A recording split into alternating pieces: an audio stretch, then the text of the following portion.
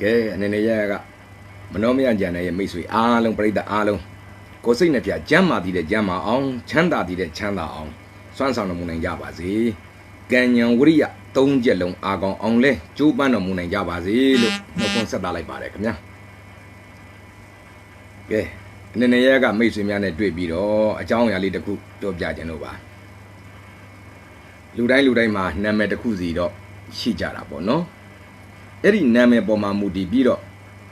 ကိုဘာလုပ်တဲ့နဲ့ကိုအတွက်အချိုးထူးအောင်ဘလို့ကုသိုလ်ကောင်းမှုလေးတွေလုပ်တဲ့နဲ့ဆိုတာလေး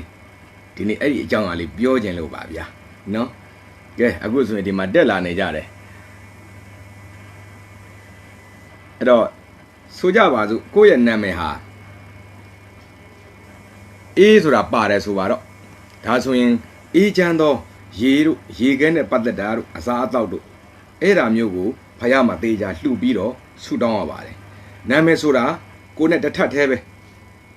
နာမည်ညီမချင်းကိုညီမချင်းနာမည်ပဲဘဝတက်တာမှာဆိုတော့အဲ့ဒီကိုနာမည်နဲ့အဆက်သောကိုနာမည်ရဲ့အတိတ်ပဲအနှစ်သာရနဲ့ပတ်သက်သောလှူပွဲပစ္စည်းလေးတွေမြတ်စွာဘုရားမှာများလှူခြင်းအားဖြင့်အဲ့ဒါကိုအတွက်လဲအကျိုးထူးနိုင်ပါသေးတဲ့နော်အဲ့ဒါလေးတခုကျွန်တော်တို့အဆရာကြီးမင်းကပြောသွားဘူးပါတယ်ဒါကြောင့်ဒီနေ့အနေနဲ့ရကမနှောမြမိတ်ဆွေများအတွက်အဲ့ဒီစကားလေးလက်ဆောင်ပါတာပါအဲ့တော့ကိုနာမည်ကိုစဉ်းစားကြည့်နော်ဆိုကြပါဒီမဲ့မြတ်စုနွယ်ကဲဆိုကြပါစို့ဗျာဒါဟိုကူပြေကိုလည်းပြန်စဉ်းစားနွယ်ဆိုရင်နွယ်ပါတဲ့ပန်းလေးတွေနွယ်အညွန့်အကလေးတွေမြတ်စွာဘုရားမှာလှူမယ်ဗျာနှင်းရည်လွင်ဆိုရင်ဒါအေးချမ်းသောအတိတ်ပဲကိုဆောင်းတယ်ပေါ့ဟလားအဲ့တော့မြတ်စွာဘုရားမှာအေးချမ်းတဲ့အနည်းဆုံးတော့ရေပေါ့အဲ့ဒါလေးတွေလှူမယ်ဗျာမြငိမ့်အေးဆိုလဲဒါအေးချမ်းသောရေလိုရေခဲလိုဟာမျိုးလှူမယ်ဗျာကဲလက်ဖူးငုံနဲ့လက်ဖူးငုံဆိုရင်တော့ပန်းအဖူးလေးတွေနှင်းစီပန်းအဖူးလေးတွေတို့စပယ်အဖူးလေးတွေတို့ဒါများလှူမှာပေါ့နော်ကဲခင်တန်တာဝင်းနဲ့ခင်တန်တာဝင်းကြဘယ်လိုလုပ်မလဲကဲဟိုကိုလည်းကိုနာမည်ကိုလည်းပြန်စဉ်းစားကျွန်တော်ဒီမှာရုပ်တရက်ကြတော့ဟိုအသေးစိတ်မစဉ်းစားနိုင်လို့ဗျဥမာခင်တန်တာဝင်းဆိုကဲဝင်းကိုယူမယ်ဆိုပါတော့ကိုနာမည်မှာဝင်းပါတယ်အဲ့ဒီဝင်းနဲ့အားကောင်းအောင်ဆိုလို့ရှိရင်ဖះမှာရွှေသင်္ကန်းများလှူမယ်ဗျာလျှက်စစ်မီးနဲ့ပတ်သက်တဲ့အလင်းများလှူမယ်ဗျာဟလာခိုင်ဝင်းထွန်းနဲ့ကိုခိုင်ဝင်းထွန်းဆိုလို့ရှိရင်ခိုင်နဲ့မာတဲ့ကိစ္စဆိုရင်ကဲဖះရဲ့ပလင်ဟာဟိုဖះကိုအခြေခံခိုင်မာလုပ်တဲ့အရာလို့ကျွန်တော်တို့ဒါကောက်ယူနိုင်တာပေါ့နော်အဲ့တော့ဟိုဖះပလင်နဲ့ပတ်သက်တဲ့အလှကောင်းမှုတို့တန်ရှင်းရေးတို့ကုသိုလ်ကောင်းမှုတို့များလုပ်မှာပေါ့အဲ့ဝင်းတို့ထွန်းတို့ဆိုရင်တော့မီးနဲ့ပတ်သက်တဲ့အလှတို့နော်နောက်ဒီရွှေသင်္ကန်းလှူတာတော့လုပ်မှာပေါ့ကဲနွယ်နီအောင်ဆိုလဲကဲနွယ်နီကတော့ပန်းလို့ယူမယ်ဆိုရင်ပန်းပေါ့နောက်ကအောင်ကိုယူရင်ကျွန်တော်တို့ကဒီအောင်လန်းအောင်တက်ဖြစ်တဲ့အတွက်ဖះမှာသာသနာအလန်းတို့တကွန်လုံးတို့အဲ့ဒါမျိုးတွေများလှူမှာပေါ့ဗျာဟလာခင်နှင်းဝေဆိုရင်နှင်းဆိုတော့ဖြူစင်တဲ့အရာလည်းပါတယ်ဖះမှာဖြူစင်သောအယောင်ရှိတဲ့အရာတွေလှူမယ်ဟောနောက်တစ်ခုအေးချမ်းသောအရာတွေလှူမယ်ပေါ့နော်ကဲပြည့်ဖြိုးတန့်တဲ့ဆိုတော့ပြည့်တဲ့ဖြိုးတဲ့အရာဖြစ်တဲ့အတွက်ဒါဟိုကိုလည်းလိုက်ပြီးတော့စဉ်းစားပါဟလာဖြိုးမောက်ဖြစ်အောင်ဆိုလို့ရှိရင်ဆိုကြပါစို့ဗျာကျွန်တော်တို့ဒီလရှင်တို့ဆရာတော်တို့ဆွန်းကိုပကံကိုမောက်နေအောင်လှူမယ်စသဖြင့်ပေါ့ဆံကိုမောက်နေအောင်လှူမယ်လုပ်လို့ရတယ်တန့်ဆိုတာပါတဲ့အတွက်ဖះမှာဒီတန့်ရှင်းစင်ကြယ်စေသောပစ္စည်းတွေလည်းလှူလို့ရတာပေါ့ဒီမှာတပြက်စီးတို့နော်ခြေတုပ်ဘုံတို့အဲ့ဒါလည်းများလှူမှာပေါ့နော်ကြောစင်ထက်ဆိုရင်တော့ကဲကျွန်တော်တို့ဒီထက်ရဲ့အတိတ်ပဲဒါကိုအလွယ်ကောက်ပေးတာနော်ကျွန်တော်အလွယ်ကောက်ပေးတာပါဥပမာဟိုအထက်လို့ယူတဲ့အတွက်ဖះတစောင်းနေမှာရှိတဲ့အမိုးတို့ထီးတော်တို့နဲ့ပတ်သက်တဲ့အလူကုသိုလ်ကောင်းမှုများလုပ်တဲ့နာပေါ့ဗျာကဲဆိုးတဲ့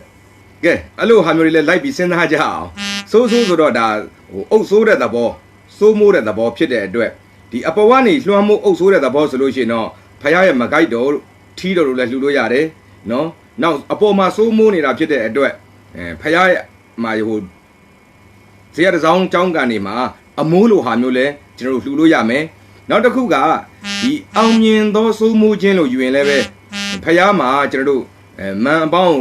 ရန်အပေါင်းအောင်မြင်တော်မူသောဖះမှုတော်ဟာမျိုးတွေရှိမယ်ပေါ့နော်နောက်ဒီဆက်လွယ်မကိုက်လို့အရာတွေဆင်မြန်းထားတဲ့ဖះတွေလည်းရှိမယ်ဒါတွေလှူရမှာပေါ့ဟလာခုနမန်ငင်းငင်းဤတဲ့မြင်လိုက်တယ်မန်ငင်းငင်းဥဆိုလို့ရှိရင်တော့နာမည်ရစတိုက်တက်နေကြတယ်ဗျနော် အဲ့တော့ဒီမဲ့ရွှေအိမ်စီဆိုလို့ရှိရင်လည်းကဲရွှေတက်များများလှူမယ်ဗျာဟလာအိမ်ဆိုတာဖြစ်တဲ့အတွက်အဆောက်အဦပေါ့ဗျာဖះเจ้าနဲ့ပတ်သက်တဲ့ဇေယျတစ်စောင်းနဲ့ပတ်သက်တဲ့အားတွေလှူမယ်ဗျာဇေယျမြခိုင်နဲ့ဆိုတော့ခိုင်နဲ့မာတဲ့ဥစ္စာလှူမယ်ဗျာဇေယျဆိုတာကတော့အောင်မြင်ခြင်းဖြစ်တဲ့အတွက်ဒီအောင်တတ်ရှိတယ်ဆိုတော့ကအလွယ်ဆုံးကတော့သာသနာအလံပေါ့နော်သာသနာအလံလှူလို့ရမယ်ဗျာဟလာဤသေးဖြူတဲ့ဖြူသောအရာပေါ့တင်ဆန်းမော်ဆိုရင်ဒါကျွန်တော်တို့ကမော်ယူကြည့်အောင်မော်တယ်ဆိုတာအောင်နိုင်တဲ့သဘောဝင်ကြွတဲ့သဘောဆိုတော့ဒီအောင်ကြီး၈ပါးနဲ့ပတ်သက်တဲ့ကျွန်တော်တို့စာအုပ်စာတမ်းတို့တရားခွေတို့ဒါမျိုးတို့လည်းကျွန်တော်တို့ကောက်နိုင်ပါတယ်ဒါကကျွန်တော်ရုပ်တရက်ပြောလိုက်တာနော်အဲ့ဒီတိုင်းအတက်လဲအတိအကျလဲမှတ်မှတ်ပါနဲ့ကိုလည်းစဉ်းစားကြအောင်ဒါရုပ်တရက်ကျွန်တော်ကခေါင်းထဲမှာပေါ်လာတာကိုပြောတာဟလာဒီမှာကိုဝေယံရဲသူတဲ့ကဲဝေယံဆိုတာကောင်းငင်မှာဟိုတကွန်းတို့ဖះအထက်မှာရှိတဲ့ထီးတို့အဲ့ဒါမျိုးလှူမှာပေါ့ဗျာဟလာချယ်ရီဆိုရင်တော့ဒီချယ်ရီတို့မို့ပန်းနဲ့ပတ်သက်တဲ့ဥစ္စာပေါ့ပန်းနဲ့ပတ်သက်တဲ့အလူဒါနလှူမယ်ဗျာပိုင်းဇဘူးဖုံးစောတဲ့ဇဘူးဖုံးစောဟလာဖုံးဆိုရင်တော့ဖုံးကန်နဲ့ပတ်သက်တာဖုံးကဒီကျွန်တော်တို့ပုံညလို့လဲယူတယ်ပညာနဲ့ပတ်သက်တဲ့ဥစ္စာမျိုးလဲလှူလို့ရတာပေါ့နော်ကိုလည်းစဉ်းစားကြည့်ပါအောင်အသေးစိတ်လေးလှကိုအောင်ထက်သူဆိုရင်အောင်မြင်တော့ငါအထက်ကိုရောက်နေတာဖြစ်တဲ့ကုဏပြောတဲ့ထီးတို့ဒဂွန်းတို့သာသနာအလံတို့လှူလို့ရတယ်ချူးတော်တာထွန်းနဲ့တော်တာဆိုတာလဗျာထွန်းဆိုတာလည်းလင်းတယ်ဗျာမိတို့လျှက်စစ်နဲ့အလင်းနဲ့ပတ်သက်တဲ့ဥစ္စာလှူမယ်ဗျာနာမည်တွေကတော့တက်ကြကြတယ်ဗျာတောက်လျှောက်ဖတ်လို့တော့မနိုင်ပါဘူးဗျာနော်ဟလာဤတင်စာမိုးဆိုလို့ရှိရင်လည်းမိုးဖြစ်တဲ့အတွက်အပေါ်မှာမိုးတဲ့ထီးတို့အမိုးတို့ဘုရားမျက်နှာချက်တို့လှူလို့ရတယ်ဗျာဟလာထူးအုံမာလက်တဲ့ကိုတင်ထွန်းအေးတဲ့ခင်ခန့်တဲ့ကိုတန့်စင်ထွန်းတဲ့ဒါလီတင်မြင့်တဲ့ဖြူနှင်းကျော်တဲ့ယူဝင်းအိမ်စပယ်ခင်ခန့်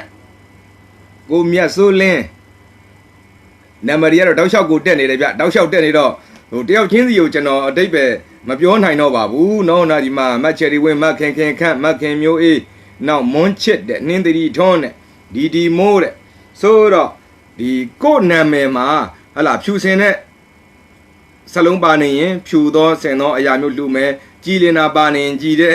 ဟလာမှန်လုံးဟာမျိုးလဲလှူလို့ရတာပေါ့ဟလာကြည်လိုဟာမျိုးပါနေလို့ရှိရင်နော်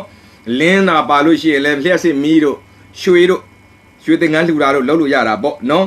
အဲ့တော့ဒီမှာနံပါတ်ရတော့ဇက်တိုက်ကိုတက်တယ်ဗျနော်အဲ့ဒါတင်ထွန်းအေးတဲ့နိုင်လင်းဦးတဲ့နော်ခင်ခန့်တဲ့မတ်သွဲမားတဲ့မတ်ချိုးတဲ့နောက်ခင်ချိုအေးတဲ့နောက်ဗာလဲ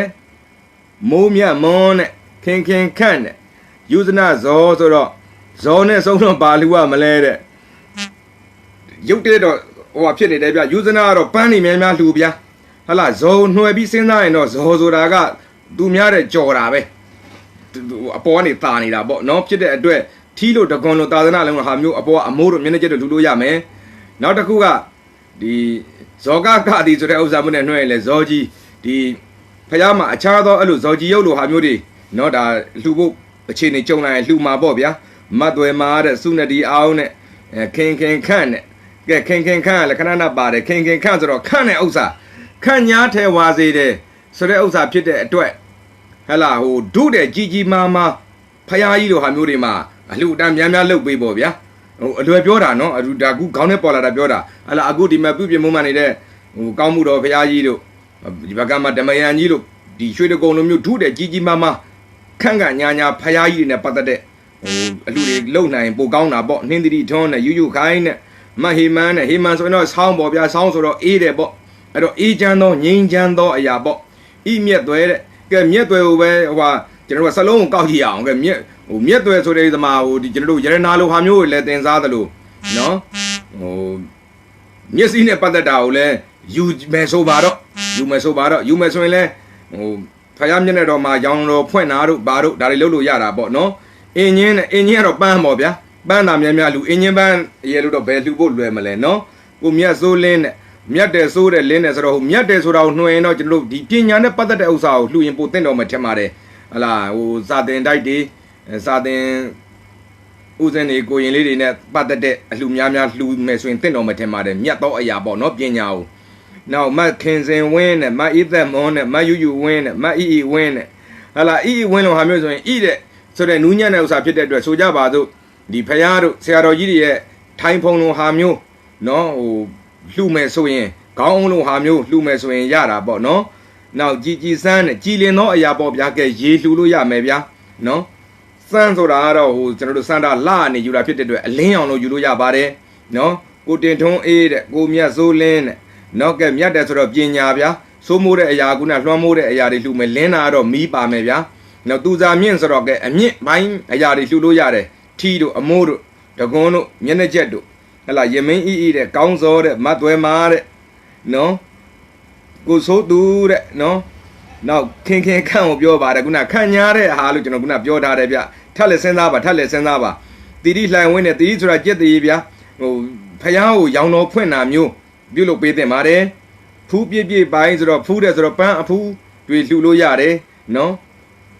ပြုံးသစင်းနဲ့ခိုင်ဖြူပြတန့်နဲ့မြင့်လှိုင်းနဲ့ဆွေစဉ်ဤဖူးကဘာလူရမှာလဲပန်းများဟိုအဖူးဖြစ်တဲ့အတွက်ပန်းများလည်းလှူလို့ရတယ်ဤဆိုတာပါတဲ့အတွက်ခုနဒီဟိုဆရာတော်ကြီးတွေရဲ့ထိုင်ဖုံလုံးဟာမျိုးတို့တလွန်လုံးဟာမျိုးတို့လှူလို့ရတာပေါ့နော်ဘုဒ္ဓလီဆိုးတဲ့ဝေဖြိုးကျော်တဲ့ဤဆိုးနောင်တဲ့ကောင်းစောတဲ့နွယ်နီထွန်းတဲ့စုနင်းအေးတဲ့ကဲတက်လာကြတဲ့အနေနဲ့ရကမိတ်ဆွေတွေကအများကြီးပဲအေးပါရင်ဟောတဲ့အေးပါလို့ရှိရင်အေးချမ်းသောအရာပေါ့ရေပေါ့ဗျာအလွယ်တကူကတော့ဟလာပန်ငါတို့အဲဟာကွန်းတို့လှူမယ်ဆိုလဲရတာပေါ့နော်ဝေဖြိုးကျော်တဲ့